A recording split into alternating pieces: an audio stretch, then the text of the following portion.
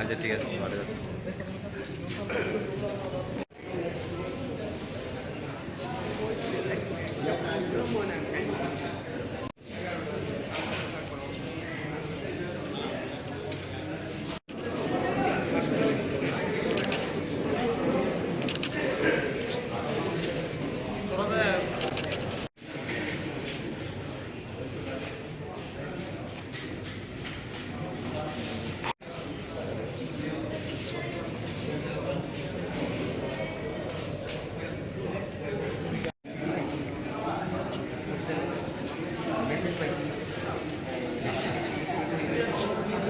অনুভূতি সত্যি, তারপরও দল যখন যে দায়িত্বটা আমাকে দেওয়া হয়েছে দলের পক্ষ থেকে, আমি ওই দায়িত্বটা 100% পালনের চেষ্টা করেছি। আমি মাননীয় প্রধানমন্ত্রী, যশস্বী প্রধানমন্ত্রী, আমাদের ভারতের প্রধানমন্ত্রী শ্রী নরেন্দ্র মোদীজিকে ধন্যবাদ জানাই। পাশাপাশি আমাদের মুখ্যমন্ত্রী ডক্টর প্রফেসর মানিক সাহা মহোদয়কে এবং আমাদের ভারতীয় জনতা পার্টির যে যশস্বী আমাদের ত্রিপুরা রাজ্যের যে এবং পাশাপাশি আমাদের কেন্দ্রীয় প্রতিমন্ত্রী সহ আমার এলাকার যত গণভোটার রয়েছে, গণদেবতা রয়েছে, প্রত্যেককে আমি ধন্যবাদ জানাই যে তাদের প্রত্যাশা যেন আমি পূরণ করতে পারি। কোন জিনিসটাকে প্রাধান্য দিচ্ছেন এলাকার সার্বিক উন্নয়নের ক্ষেত্রে? শিক্ষা, রাস্তাঘাট এবং বিদ্যুতের দিকে আমি প্রাধান্য দেবো, কারণ আমাদের এলাকাটা কিছুটা পিছিয়ে আছে।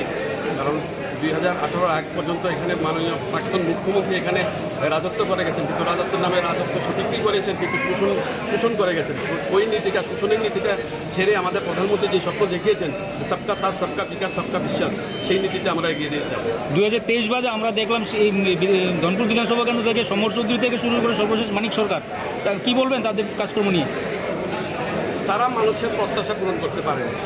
আজকে যদি হিসাব করেন, দীর্ঘদিন ধরে এখানে বাম শাসন ছিল এবং রাজ্যের মুখ্যমন্ত্রী এখান থেকে বারবার এখান থেকে আমাদের লিডিং দিয়েছে, কিন্তু প্রকৃতপক্ষে যে উন্নয়নটা দরকার ছিল একটা ওনার বিধানসভা হিসাবে উনি সেটা পালন করেননি। একজন বিধায়ক হিসেবে তিনি সঠিক বিধায়ক ছিলেন না।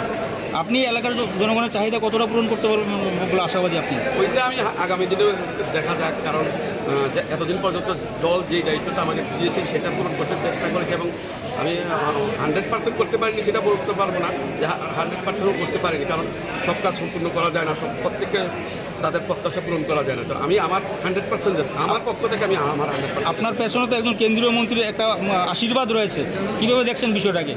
এটা আমি বলবো আমাদের জন্য, আমাদের ধনপুরের জন্য একটা ট্রিপল ইঞ্জিনের সরকার চলছে। আমাদের মাননীয় মুখ্যমন্ত্রী সবসময় বলেন যে আমাদের ত্রিপুরা রাজ্যে যারা মন্ত্রী, বিধায়ক এবং নেতৃত্ব রয়েছেন যে আমাদের ত্রিপুরা রাজ্যে ডাবল ইঞ্জিনের সরকার চলছে। আমি বলবো আমার ধনপুরে এখন ট্রিপল ইঞ্জিনের সরকার। ধন্যবাদ। সবাই জানেন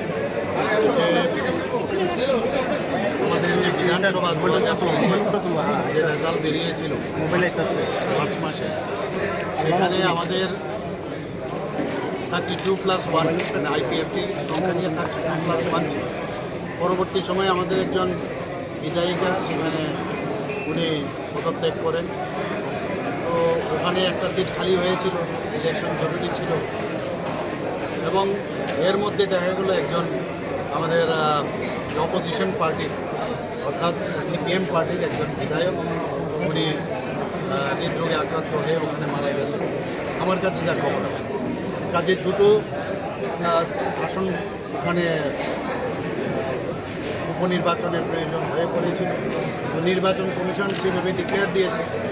আমরা সবাই নির্বাচনে লড়েছি এবং আমরা দুটো সিটেতেই আমরা মানে বেশ ভালো মার্জিনে আমরা এখান থেকে নির্বাচনে জয়ী রাখা। তো আজকে এখানে ওরা যে দুজন আমাদের ধনপুর কেন্দ্রের যিনি প্রার্থী ছিলেন বিধায়ক এখন হিন্দু দেবনাথ এবং তোফাজ্জল হোসেন বক্সনগরে, দুজনেই আজকে এখানে মাননীয় স্পিকার মহোদয়ের উপস্থিতিতে ওনারা শপথ গ্রহণ করেছেন। এতে করে আমাদের যে 31+1 ছিল আইপিএফটিকে নিয়ে, সেটা এখন 32+2 হয়ে গেল। তো আমাদের জন্য এটা খুবই আনন্দের বিষয়। তো 34 এখন আমাদের আসন সংখ্যা। কাজেই আগামী দিনে আমাদের তাদেরকে বলবো যে ওরা যেহেতু নির্বাচিত হয়ে এসছে এবং মানুষের যে আশা আকাঙ্ক্ষা আপনারা ওখানে ওনাদের উপর আশা রেখেছেন, সেইগুলো পবিত্র বিধানসভায় এসে আমাদের দায়িত্ব পালন করছে। রকমের পরিকল্পনা কি রয়েছে?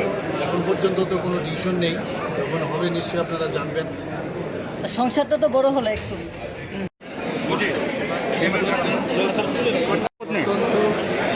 আনন্দিত এবং সর্বপ্রথমে আমি ধন্যবাদ হৃদয় থেকে আর ডুবাইস না।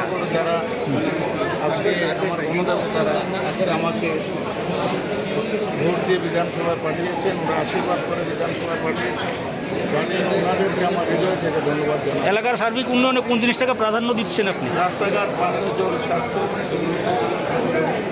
মন্ত্রিসভায় যদি সম্প্রসারণ হয়, মন্ত্রিসভায় কি যদি আপনাকে জায়গা দেওয়া হয় তাহলে কতটা সাদর মানে বিষয়টা দেখবেন আপনি? সবার ব্যাপারটা এখানে পার্টির সিদ্ধান্ত, সেটা দেশের পার্টির সিদ্ধান্ত না, সেটা হলো অন্য ব্যাপার। যেহেতু আমি একজন বিধায়ক হিসাবে আমার প্রথম কাজ এলাকার উন্নয়ন, আমরা এলাকার ডেভেলপমেন্ট। আমার যশস্বী যেখানে জনপ্রিয় মুখ্যমন্ত্রী আছেন, সেখানে মন্ত্রী পরের ব্যাপার, এটা আমি চিন্তা করি না। কারণ কি, আমি শুধু চাই উন্নয়ন। এখন মানুষ বিশ্বাস করেছে, সেই মানুষকে আমি সেই বিশ্বাসের মর্যাদা দেওয়া, সেটাই হলো আমার বড় কাজ। মন্ত্রীর ব্যাপারটা যেটা জিজ্ঞেস করি, সেটা পার্টির ব্যাপার, একান্ত পার্টির সিদ্ধান্ত, যেটা পার্টির সিদ্ধান্ত নেবে সেটাই হবে। ধন্যবাদ। আমি এই উপাচার্য ত্রিপুরা বিধানসভার সদস্য নির্বাচিত হয়ে অনুগত ও বিশ্বাস রাখিয়া ভারতের সার্বভৌমত্ব ও সংহতি রক্ষা করিব এবং বিশ্বস্ততার সহিত আমার কর্তব্য পালন করিব। নমস্কার। আমি শ্রী ত্রিপুরা বিধানসভার সদস্য নির্বাচিত হইয়া ভগবানের নামে শপথ করিতেছি, রক্ষা করিব এবং বিশ্বস্ততার সহিত আমার কর্তব্য পালন করিব।